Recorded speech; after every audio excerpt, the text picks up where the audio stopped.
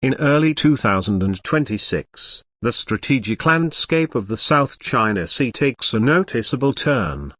The Philippines commissions its very first BrahMos Coastal Missile Battery on a key island facing contested waters, marking a significant shift in regional military balance. This step isn't just hardware, it's a statement, a posture of deterrence, and a testament to Manila's resolve to defend its sovereign territory. We explore what this system is, how it operates, what strategic signals it sends, and what it might mean for the broader Indo-Pacific balance. Imagine a rugged coastline, tropical skies, and a hidden hardened bunker tucked behind limestone cliffs. There, ready for action, are the BrahMos Supersonic cruise missiles, a sleek, powerful, and lethal. Each missile can reach targets at sea or on land at speeds approaching Mach 3, carrying a heavy payload, with a range of roughly 290 kilometers. Multiple missile launchers, preloaded and ready, stand behind retractable canisters. The command post, sensors, radars, and secure data links tie everything together into a single, rapid reaction system. This coastal battery offers distinct advantages. First is sea denial. Should an adversarial force, whether a naval convoy, amphibious ships, or even fast-moving missile boats, enter its operational area, the BrahMos can strike decisively, with extreme speed and accuracy. Second is deterrence. Knowing these missiles can reach key choke points and staging areas, potential aggressors face higher risk and hazard. Third is political. By acquiring advanced systems like BrahMos, the Philippines underscores its contribution to regional security, signaling to allies and partners that it can shoulder more responsibility. The backstory here is crucial. Discussions between the Philippines and India began around 2023, initially under bilateral defense perimeter conversations. But as tensions escalated in the South China Sea with China's island reclamations, fencing off reefs, confrontations with Filipino vessels, so the urgency to enhance coastal defenses intensified. A formal agreement was signed in mid-2024, with delivery and installation milestones pushing through 2025, culminating in full operational readiness early 2026. Technically, the battery consists of 4 mobile transporter erector launcher units. Each TEL carries 8 canisters, standing 8 BrahMos missiles in readiness. Supporting systems include multi-functional surveillance radars, electro-optical sensors, and a tactical control center hardened to withstand electronic or physical attacks. Interoperability was a major design priority. This system integrates seamlessly with the Philippine Armed Forces Combined Maritime Domain Awareness Network, working in concert with coastal patrol craft, maritime patrol aircraft, and satellite surveillance. Let's walk through a hypothetical engagement. A Chinese flotilla approaches Reed Bank, about 200 kilometers from the battery's location. Radar picks up multiple surface contacts. The control center confirms whether they're potentially threatening. A battle group is identified. Command authorizes a launch. The missiles are raised in unison, canisters open, and within seconds, 8 BrahMos missiles roar into the sky at Mach 2.8. Sea skimming maneuvers and terminal guidance allow pinpoint impact within minutes. By the time any diplomatic statement is drafted or protests lodged, platforms have been neutralized. It's a rapidly executed operation, a blend of deterrence and assured response. This capability also integrates well with other regional players.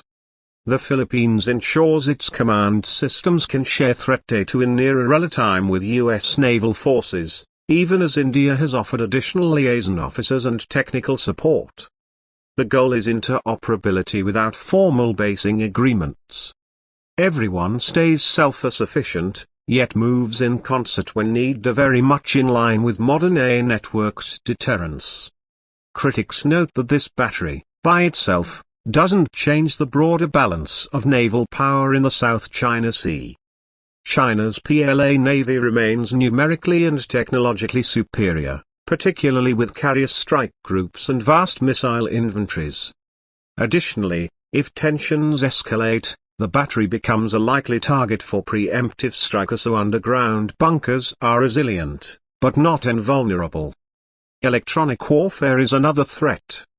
Yet, advocates argue the system's mobility, redundancy, concealment, and integration offset many of these vulnerabilities. A common analogy is the Israeli Iron Dome, a defensive system designed to deny or complicate adversarial aggression, forcing a reassessment of strategic calculus. The BrahMos battery plays a similar role, bridging conventional naval operations, maritime air support, and ground-based deterrence. Domestic politics in Manila reflect both pride and scrutiny.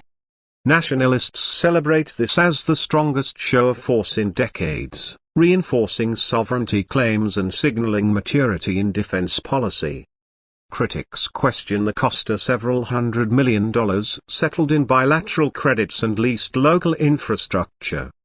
Is it wise for a developing economy to invest so much in missiles, when healthcare and education remain underfunded? The government argues it's a necessary investment. The Philippines has seen overlapping claims, disputed claims, and illegal incursions. No serious sovereign nation can rely purely on diplomatic protest. Looking ahead, Manila aims to develop a networked system, multiple batteries at strategic islands including Palawan, Zambales, and Cavite.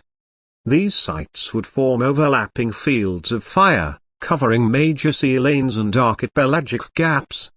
Combined with upgraded naval patrol vessels, fast attack crafts, maritime drones, and coastal radar, the Philippines is building a multi-layered maritime defense force via visibility, sensor nets, response platforms, and potent strikeability woven together. International reaction is telling. Washington supports the acquisition but maintains policy ambiguity on whether U.S. ships or aircraft would operate in those areas during a conflict. Still, the system strengthens U.S.A. Philippine interoperability. New joint exercises in 2025 included integrating Philippines BrahMos battery into scenario-based defense operations with U.S. destroyers and lander-based maritime patrol aircraft from Gaidna, Okinawa. India's historical reluctance to export offensive missile systems has softened with the BrahMos JV now open to export to close partners. The Philippines deal became a model for future sales to ASEAN partners, potentially including Vietnam, Indonesia, and Malaysia, countries similarly pressed by Chinese assertiveness in maritime zones. That brings new dynamics. If multiple ASEAN states deploy BrahMos or similar supersonic coastal missiles, China would face a credible regional missile net, complicating naval projection near their power centers. It's no longer just a U.S.A. China game, it's region-wide. Of course, the deployment isn't frictionless. China protested immediately in 2025, calling it a violation of a 2002 ASEAN-China Declaration on Conduct. A diplomatic note was delivered. Yet, Manila responded, it's a sovereign defense posture, confined entirely to Philippine territory, not aimed at any third party, fully compliant with international law. While Beijing warned of actions to defend its interests, no immediate escalation occurred. However, months of probing patrols near the battery persisted, supplemented by aerial reconnaissance. Philippine forces responded by increasing maritime patrols and coordinating with Japan and Australia to boost aerial domain awareness in the region. Meanwhile, local communities near deployment sites have recorded a subtle economic upswing, improved infrastructure, upgraded roads, new power generation projects, and training centers for military engineers and coast guards. Opportunities are welcomed, though concerns linger about accidents or heightened military tensions. From a technical standpoint, the missile's capabilities are impressive. Its 300 kg warhead can neutralize small to medium surface vessels and coastal installations. Terminal guidance systems including active radar and electro-optical imaging ensure precise targeting even under challenging conditions. Its cruising altitude and sea skimming approach reduce radar detection windows, particularly when combined with Philippine over-the-air horizon radar systems. Equipping the system required specialized training. Indian technicians worked closely with Philippine Army and Navy personnel over a 6-month period. Emphasis was placed on system readiness checks, launcher positioning, missile maintenance, electronic countermeasures, and emergency launch exercises. During joint live-air fire drills in late 2025, the battery demonstrated an ability to launch 6 missiles in under 90 seconds, a cadence that underscores both readiness and ability to saturate defenses. There are concerns, though. This capability raises the stakes. In a crisis, a single miscalculation could lead to a preemptive strike centuries faster than any diplomatic exchange. Critics worry that increased armaments risk reducing the window for crisis management, destabilizing rather than deterring. Proponents counter that risk already exists. What's needed is credible deterrence rather than wishful diplomacy. This battery also pushes the PLA to respond. In response, Beijing accelerated deployment of hypersonic anti-airship missiles on some of its key southern bases. The addition of Chinese submarine air-launched ballistic missiles, SLBMs, in nearby areas, and near-shore longer-range drones, signals an evolving competition in standoff firepower, and the Philippines now sits row 0 in that competition. Both sides will feel the tension, and how they manage it could tip the region towards stability or encourage further escalations. Another interesting facet is the diplomatic choreography. Around the same time as the battery went online, Manila hosted trilateral maritime exercises with India and the US. These included real-time sensor linking, coordinated patrols, and live-air fire drills. A sans actual missile use but designed to demonstrate coalition presence and readiness.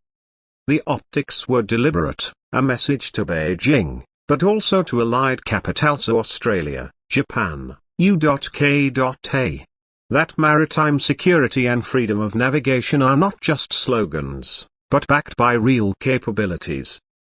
Dependence on India, though, presents a constraint. If New Delhi's political calculus changes so either through domestic policy or alignment shifts, the supply of spares, upgrades, and training could face bottlenecks. To hedge, Manila's military is exploring whether derivatives or collaborative production with South Korea or Japan are viable. Technological cooperation is also broadening. India reportedly shared development roadmaps for a modular coastal battery variant capable of being airlifted by Chinooks or Ka-17 offering strategic flexibility to move systems between islands as needed. Philippine planners are studying this carefully. Ability to airlift coastal defense systems could augment island-wide distribution and complicate adversary targeting. Looking further ahead, an intriguing possibility is land-to-attack variants. These could, legally and technically, enable striking land targets at standoff distance, so adding a new dimension to deterrence. But political and legal constraints from defense treaties and international law mean Manila may opt to keep the system sea denial only.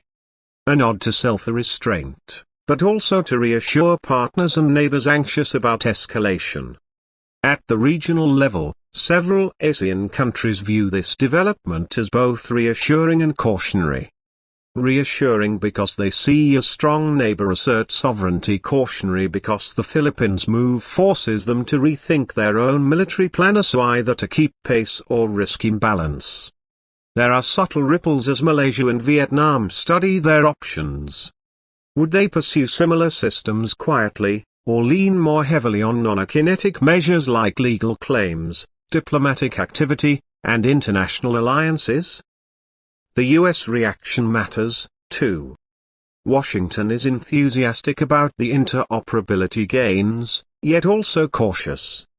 The risk of escalation could pull US forces into unwanted confrontations. Thus, US policy steps back from publicly committing to defend every corner of Southeast Asian maritime zones while quietly ensuring that military cooperation, intelligence sharing, and logistical support remain robust. Meanwhile, analysts in Canberra, Tokyo, and Seoul note that the battery is emblematic of a broader shift, middle powers taking greater responsibility for security in their wider region. It reflects a maturing of defense strategy, moving beyond Coast Guard patrols and diplomatic protest to credible, domain-denial capabilities. So, what does this mean for the future? First, strategic stability will now depend not just on numbers of ships and rhetoric but on the presence of real, rapid strike capabilities. Second, crisis dynamics change. The cost of miscalculation rises, but so does the clarity of deterrence. Third, regional cooperation becomes more technology-driven. Shared sensor nets, joint training, and mutual logistic architectures will matter as much as diplomatic forums. 5 years from now, imagine a network of coastal batteries across the Philippines integrated with unmanned maritime systems and shared with key partners.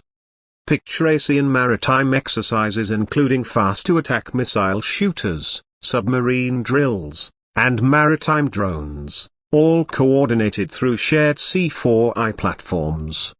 That's not science fiction. This deployment may be the first domino. Wrap your head around a final thought. In 2026, the Philippines took a major step towards strategic self-reliance. By acquiring BrahMos missiles, it didn't just arm itself, it declared that it will no longer be an observer in battles of sovereignty. It wants a seat at the higher stakes table of regional security, and it wants to defend what it claims: a territory, sea lanes, resources, and national dignity. The coastal battery is not an answer, it's a question posed to the region. Do you want to see a rearmament race? Or will we find a way to coexist within respected boundaries? The next 24 months will be telling. Will other ASEAN nations follow suit? Will China's military deployment escalate further west? Will the US continue quiet backing, or step in with more overt guarantees? Will the Philippines marry this hardware capability with diplomatic finesse, legal strategy, and regional security commitments? These are the currents shaping the Indo-Pacific order. As the sun sets behind that limestone ridge on the Philippine coast, the BrahMos battery stands ready. Whether you see it as a shield or a spark depends on who you area and what kind of future you want for these contested waters.